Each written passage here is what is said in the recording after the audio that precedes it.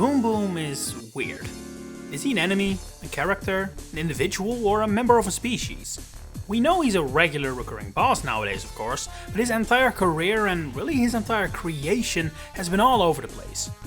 I mean, the list of characters that went unused for 23 years, only to then suddenly be reintroduced as if they were a new, now suddenly popular character, is very short. Even Pauline, poster child of the comeback, didn't go unused for that long. Had Boom Boom not appeared in Super Mario Maker 2, I suspect it would have now been relatively niche knowledge that Boom Boom made his debut in Super Mario Bros. 3. While every single fortress in the game is capped off by a fight against apparently Bowser's #1 henchman, it's not like he makes a very memorable impression in this game, and starting with Super Mario 3D Land, his profile would suddenly explode, as if someone at Nintendo suddenly realized Boom Boom is the greatest thing since sliced bread.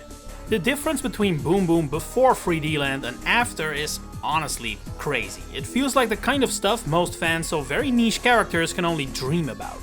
According to the game's director, Koichi Hayashida, the return of Boom Boom was the direct result of the return of Tanuki Mario, which many members of the team felt belonged together, due to them both debuting in Mario Bros. 3 of course.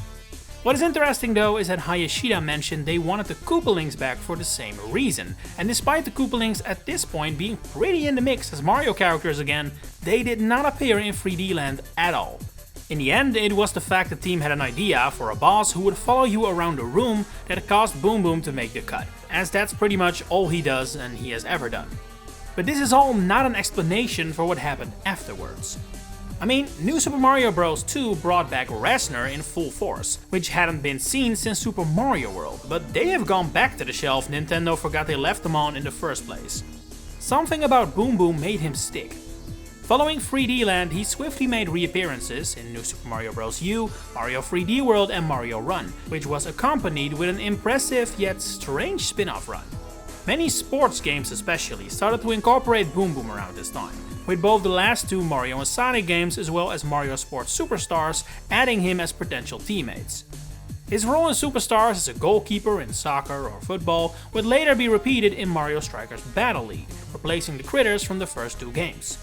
His first proper playable appearance would come when the Switch was brand new, in Mario Tennis Aces, which kinda confirmed Boom Boom was here to stay and among the more relevant members of Bowser's army. However, this would prove to be his final playable appearance for the entire Nintendo Switch generation, bizarre as that sounds. He would only have minor cameos in both Super Mario Party games and flat out miss out on every single other Mario game released on the console. Only now, with the dawn of the Switch 2, is Boom Boom sort of back, appearing as a playable character in Mario Tennis Fever. Even Mario Kart World, which uses a gazillion obstacles from the many courses as playable drivers, didn't bother including Boom Boom, despite him being an obstacle on several tracks. That's gotta sting. And it's also just kinda weird when you think about it. I mean, Super Mario Party has Pom Pom playable, Boom Boom's female counterpart who actually was a new character introduced for 3D Land rather than a returning one. And that means that until Mario Tennis Fever released just now, Pom Pom had more recently been playable than Boom Boom, despite Boom Boom appearing in like twice the number of titles.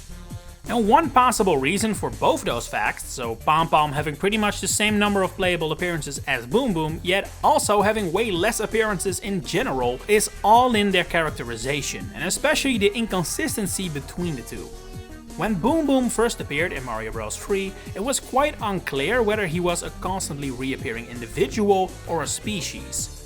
Most secondary material call him he rather than them, which is why I do that in this video as well.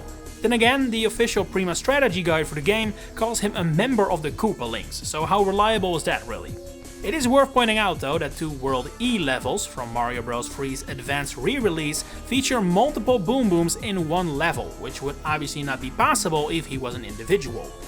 And yet, when he made his grand return in Mario 3D Land, it is pretty strongly implied that he is an individual, with the official website using singular pronouns for Boom Boom as well as Pom Pom, and during this entire era, they only appear on screen one at a time in mainline Super Mario games. So that doesn't just mean 3D Land, but also NSMBU and 3D World. The sole exception is Mario Maker 2, but that game also allows multiple Bowsers, so that can't really be taken seriously.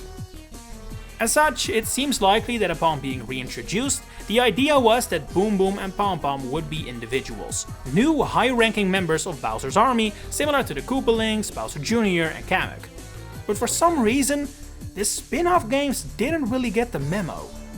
Mario and Sonic at the Olympic Games features several Boom Booms as teammates in rugby, Mario Strikers Battle League puts more than one on the pitch in every single match, and Mario Kart World also features multiple Boom Booms as obstacles. So, for some bizarre reason, it seems the main games and the spin-offs don't really agree on whether Boom Boom is an individual or not, even within Nintendo-developed games. But seeing as one rules out the other, while the other doesn't rule out the one, it stands to reason that Boom Boom has to be a species rather than a single character. But perhaps it's simply being a coincidence Mario runs into the same Boom Boom on multiple occasions. He's an evil Yoshi in that way. But this is also where the difference between Boom Boom and Pom Pom lies. Whereas Boom Boom is basically confirmed to be a species, even if singular language is often used to describe him, Pom Pom does appear to be completely unique. Every single game where Boom Boom appears in plural numbers, Pom Pom is missing. The only time multiple Pom Poms have ever appeared on screen is in Mario Maker 2, which again should be overlooked. It should also be pointed out that in Japanese, Pom Pom has been described by the moniker the Koopa Army's lone female, which suggests she is, well, alone. And that is actually part of her character to be one of the only enemies to be hard-coded as female, rather than male or ambiguous, like most enemies are. I think this being the idea from the start is also reflected in Pom Pom's design. Whereas Boom Boom has a very basic design and simply attacks by flailing his arms wildly, Pom Pom has a design and moveset more akin to what the Koopalings often have. She has a unique weapon in her shuriken, which is adorned with a ribbon similar to the one Wendy has, and she has the ability to create copies of herself, similar to Ludwig von Koopa. As such, I think it's fair to conclude Pom Pom is the sole female member of the predominantly male species that is Boom Booms, which is hardly a novel concept. Stuff like this appears in plenty of fiction, from cartoons to games. And if you're wondering what the Boom Boom species is actually supposed to be, well, we don't actually have cold hard facts on that. Visually, it feels likely Boom Booms are a subspecies of Koopa, especially since we know those can vary wildly in how they exactly look. Just look at how much Bowser differs from a regular Koopa Troopa, for example. Further evidence of this can be found in several fringe translations of its name. For example, in several Scandinavian languages, the name Boom Boom is followed by Koopa, possibly as a result of confusion with the Koopalings, who are also from Mario Bros. 3 of course. Funnily enough though, all the way back in 1988, when Mario Bros. 3 released, Boom Boom's name was localized in Finnish as Pom Pom. Yes, really. Talk about foresight. And while we're talking about Boom Boom's name, there is another thing I want to highlight that I think shows how little idea Nintendo had for Boom Boom's future when he was created. 1 year after SMB3, Super Mario Land was released for Game Boy and featured an enemy known as, well, take a guess, it's Boom Boom. But rather than resemble the presumed Koopa species in any way, shape or form, this was actually a bee enemy, and yet it shares Boom Boom's name in not just English, but Japanese as well, being referred to as Bun Bun. The name Bun Bun, which again is Boom Boom's official Japanese name, was then reused again in Yoshi's story for another bee enemy, but this one had its name localized as a simple bumblebee. The reason why the name Bun Bun would see more usage than actual character Boom Boom for a bit there is because Bun Bun is the Japanese onomatopoeia for the sound a bee makes, which actually makes it a little strange Boom Boom was called that in the first place. Maybe the flying variant, which has wings instead of arms, was created first, who knows. Either way, at the point of writing in 2026, it feels like Boom Boom's big comeback, his resurgence, has kinda come and gone. During the 3DS and Wii U era, he really had a moment where he was up there as one of Bowser's main minions, and that came with a plethora of spin-off appearances, but even on the Switch, his numbers started to dwindle. Mario Kart World especially feels like a nail in the coffin for Boom Boom. If a game with a roster size of 50 characters, plenty of which are no-name enemies that were simply included because they were obstacles, doesn't feature Boom Boom, even though he literally appears in the game as an obstacle too, I think that says a lot about his current standing in the Mario universe. But who knows? Maybe one of the future Mario movies is of the opinion Bowser needs a new leading henchman and brings him back in a big way.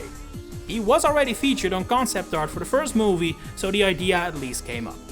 But until then, I don't think it's looking too good for Boom Boom or Pom Pom at that. And maybe that is just a result of never really capturing the fanbase's hearts, like for example Pauline has certainly done. But am I even correct in that assumption? How do you feel about Boom Boom and Pom Pom? Share it in the comments below.